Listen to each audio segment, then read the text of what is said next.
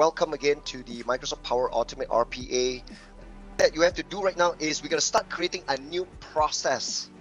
Okay, so in your process advisor, once you click on process advisor, if you can see this, right, what you can do on the top right hand side here, you can see create. Now there's a drop down here.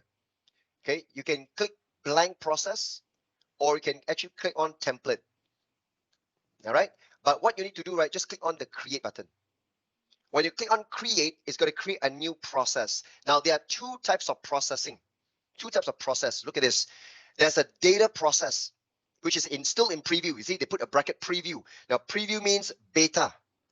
It's still beta. Okay, it's not fully stable yet, right? But recordings is a second type where you can discover inefficiency of your desktop activities and all that. But we are not doing recordings here.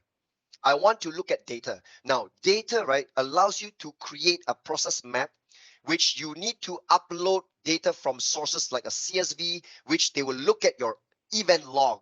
Based on your event log or your application log, they will be able to generate a process map to help visualize and understand your processes. And that's what I wanted. I want you to select data. Okay, the data preview here, this one. There are two, recordings or data. But recordings, if you look at this, right, when you click recordings, it is labeled here premium. It's a premium. That means you have to pay for a trial license. Data preview, no premium. You can still build it, no problem. So let's start with data preview here. Let's give the process a name. Let's call this invoice process mining. Let's give the name, okay? Invoice process mining. Remember, my RPA training here, right? It's about the invoicing application. Remember the Contoso invoicing application that I want you guys to install, the sample invoicing application. So if you don't know what does it do, right? It's an application that creates invoices. It's just that. A simple application that performs invoicing. And you know, invoicing refers to payment. You invoice someone and to get paid. All right? You generate invoice, you bill one customer, and you expect payment from the customer. Come on, I'm not gonna talk about all that. Okay, I'm sure that all of us, we are business people. We should know what invoices are. So now we do have a process. We are trying to read from that log. The log captures different users who uses my invoicing app and what are the things they go through. What are the typical process they go through if they use the Contoso invoicing app. All right, so that's why we're trying to mine that processes. So once you've given it a name, description is optional. Don't worry about that. Make sure it's data preview and click create. Okay. Next, what you will see, right, is that they're going to ask you to connect to a data source. You see, you need to set up a data flow. Now, this help, I can close it. Now, this data flow, let me tell you guys, for those of you with Power BI experience, this data flow in the background, they are actually using their own Power BI data flow. You are setting up a Power BI related data flow. So Microsoft themselves are using their own Power Platform services in their own Power Platform. They offer you something here, but in the background, they are also using their own Power Platform services, right? So we need to set up a data flow. Now look at the choices of sources that you can connect to, which is absolutely amazing. I'm not sure about you. I'm not sure about your opinion. Some of you guys might be yawning, say, "Oh, I've seen this a long time already. Oh, this is not enough." I don't know, you know. It's really, really up to your personal opinion. But to me, I'm always very, very excited, okay, to say that this is really cool, right? You can see that they can connect to Amazon, AWS using Redshift, Google Cloud Platform, GCP using Google BigQuery, IBM DB2, Impala, MySQL, Oracle, SQL, Snowflake, whatever. Even their own Azure, Adobe Analytics, Google Analytics, Salesforce is here, Spark, you know, whatever. Okay, Dataverse. But out of so many things I've been talking about here, right? You guys must be really excited. But you know what? I just want to create a blank table. So it's going to be like, all right? It's really a disappointment. You know, we are not connecting to all these kind of services. I just want to create a blank table. Why? Because I'm going to populate the blank table with my CSV data. Okay, let's click blank table. All of us, blank table, please. Can you see blank table? This looks like a Power BI get data experience, right? Those of you with Power BI experience, right? You know that you can enter data. There's one button called enter data. That's how you can manually create a table and it looks exactly the same. All right. Are you guys all here? Okay, blank table, right?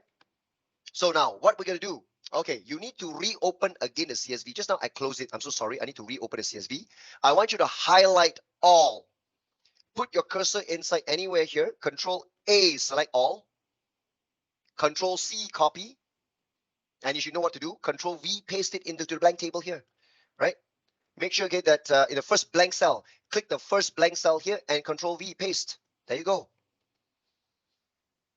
I'm going to wait here for a while, okay? I'm going to wait here for a while.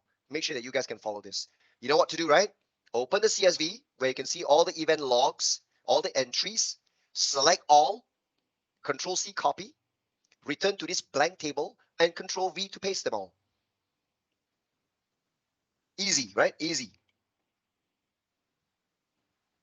Now, once we paste it, do you realize one thing? Every column does not have a name yet. It's still column 1, column 2, column 3, column 4, and so on and so forth, right? But you do know very well the first row, like location, role, resource, start timestamp, case ID, activity name. These are all column names, right? So there you go. Right at the top here, you can see use first row as headers. Just click on that. And the first row now promoted to be the column header. That's exactly what I wanted. Just click one time, use first row as headers, and every column would already been applied with the name, right? So the first row is the header, and we used it as a header. Okay. Now, you will see that once the header is there, right? Okay. Now, you are also optionally given a table name, okay, called table. You can create a table with a different name if you want to. But anyway, let's not worry about the table name.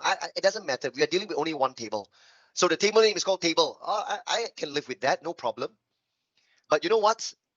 The next thing you're going to do now, right, is to click next.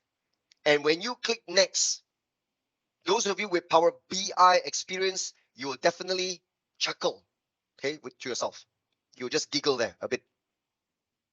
Look at this. Look at this. Are you giggling to yourself? What does this look like to you? This is like the Power Query Editor in your Power BI. Okay. Of course, again, the buttons at the top here, okay, slightly familiar, slightly look alike, but certain things are not the same. But it is your PQE, your Power Query Editor, the same Power BI's Power Query Editor. So they offer you the similar data transformation feature directly in this data flow here. Okay.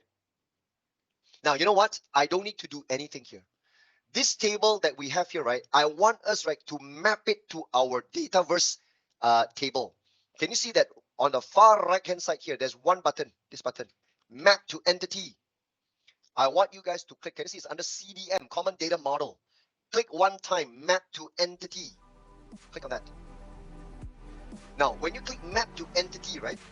Which entity are you mapping? Now, what am I doing here? Now, I need to explain because no point following me, right? And I don't explain to you what are we doing.